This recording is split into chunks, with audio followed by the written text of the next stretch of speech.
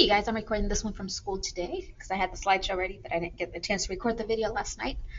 We are starting a new unit called Factoring and Intro to Quadratics, and today we're specifically looking at factoring trinomials.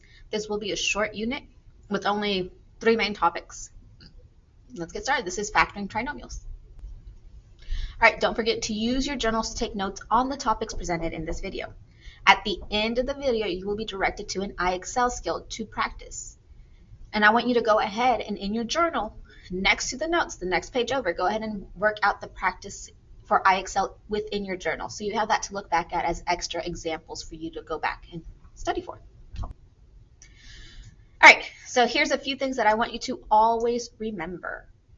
They're not going away anytime soon. And that is your product sum puzzle. This guy.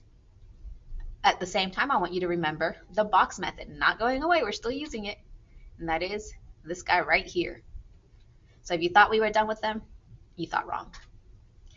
We do have two big vocabulary words to talk about in this unit, and that is quadratic function. If you did your iExcel for last unit, you saw the word quadratic come up. And pretty much a quadratic function is an equation of degree 2. You also saw the word degrees come up. This means that the expression, the equation, the polynomial, the highest exponent is 2. Along with that, we have standard form of a quadratic function, which is f of x equals ax squared plus bx plus c, where a, b, and c are all numbers and a cannot be 0. Okay? We talked about standard form of linear, and now we have a standard form of quadratic. So this is a different type of function. Linear makes a line. Quadratic is going to make a new shape, which we're going to talk about after we get through factoring. So what are some things that are in common with the two standard functions, and what makes them different? As we move on through these notes, I want you to remember factoring is the reverse of multiplying binomials. Reverse of multiplying. Does that sound familiar to you? What does that sound like it could be? Isn't that what we said dividing is? So we've done dividing. This is pretty much going to be very similar to what we did with dividing. So we're going to start with one example, and then you get to do one example on your own. We're going to factor the trinomial 8x squared plus 30x plus 7. Let's turn on. So the first thing you got to know when factoring trinomials is your ABCs. In other words, identify what your A is in this trinomial. And my A is 8 because the standard form is ax squared plus bx plus c. My B is then positive 30. And lastly, my C is positive 7. So knowing your ABCs is essential to doing this correctly. Once you have your ABCs figured out, you have to be able to find your GCF. In other words, your greatest common factor. And there's a quick little blurb on what a greatest common factor is. Okay. So looking at all 3 of my numbers, 8, 30, and 7. I notice that the greatest common factor that they have is 1. So because 1 is the greatest common factor, there is no need to worry about it. Move on to your next step. Next, here comes our product sum puzzle, which I know most of you are elated to start working on. We create my x.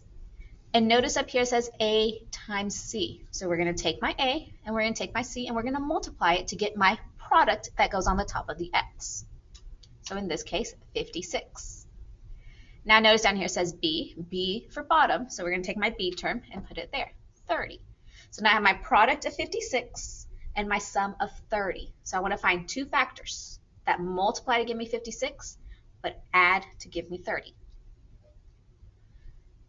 So as a reminder, in your calculator, and this is the Calculate 84 app, you're going to go and you're going to go to the y equals, and you're going to type in the product, which in this case is 56, divided by x.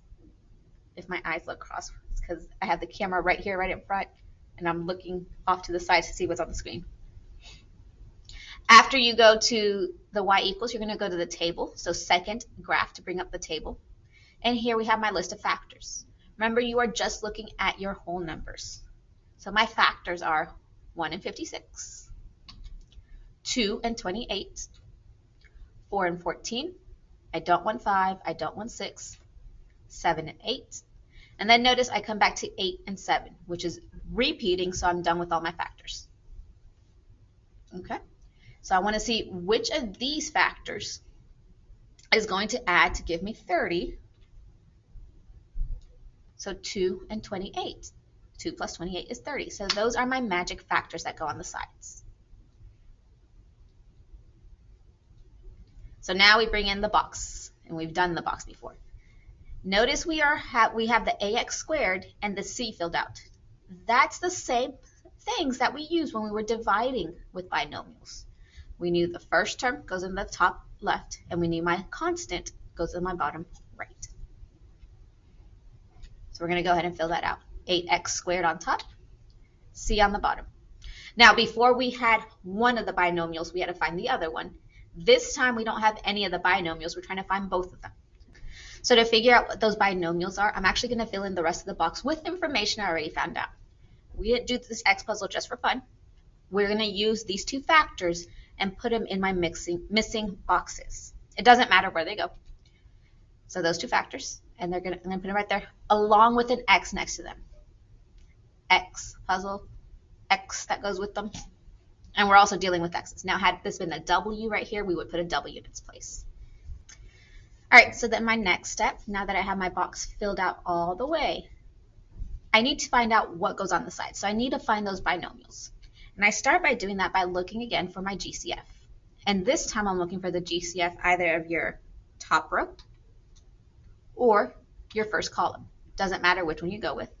Me personally, I see 28. 28 is a pretty big number. So I'm going to go with the first column because it's just 8 and 2. So I need to find the GCF out of 8x squared and 2x. They both share an x, so I know that's going to have to be part of my common factor. And then the biggest number that goes into both of them is 2. So my greatest common factor is 2x. Okay. And now from here, filling out the rest of the size of the box is piece of cake because we've been working on this with the dividing polynomials. So I go back and think, well, what times 2x is going to give me 8x squared? Again, I know there has to be an x because it's x to the second power, so I need 2 powers of x. And then I know 4 times 2 gives me 8. So 4x is the factor that goes right there on the left-hand side. I'm going to go down toward the bottom. What times 2x is going to give me 2x? The only number in the world that keeps the same product when you multiply by it is 1. So I have my left side figured out. And now onto my top right. So what times, in this case, 4x is going to give me 28x? I don't need an x. The x is already taken care of here. I just need one of them because it only has 1 power. And then 28 divided by 4, 7. Next step. So now that I have that information, and I wrote it right here, my next step is to go into factored form. So we have standard form. Now I want to go to factored form. And to go into factored form, I just take my binomials and write them out. So that's 2x plus 7 and 4x plus 1. There's my factored form. So yes, now I am technically done with the problem, but it is always, always, always a good idea to check your work. So go through and check your work by using the calculator. Go to y equals. y1, you type in the problem, in this case 8x squared plus 30x plus 7. In y2, type in the answer, in this case parentheses 2x plus 7. Another set of parentheses 4x plus 1. Then you're going to go to second graph to bring up the table, and you're going to check that the tables match. Those are the buttons you're pressing. So let's look at my calculate 84. If you notice, I typed both equations, the original problem, and then the answer that I got. And I go to my table. Look at your two tables. They are a match the whole way through, meaning that my answer is correct. Okay, so let's review our steps. First step, identify the A, B, and C in your standard form equation. Second, look for a GCF, which is a greatest common factor, in A, B, and C. Third, set up your product sum puzzle where A times C goes on the top and B goes on the bottom. B for bottom. Fourth, fill out the box method and fill it out in reverse. So you know all the inside information now. Go backwards. And you're going to begin by looking for a GCF, neither the first row or the first column. Fifth, you're going to write out the binomials in factored form. And last but not least, check your work. Check your answers on the calculator. Okay, now you get to try one on your own. So you try it. We're going to do kind of a guidance style. So first step, remember your ABCs. Identify your A, B, and C of this trinomial. Second, do the A, B, and C in this trinomial have a common factor? And if so, what's the greatest common factor?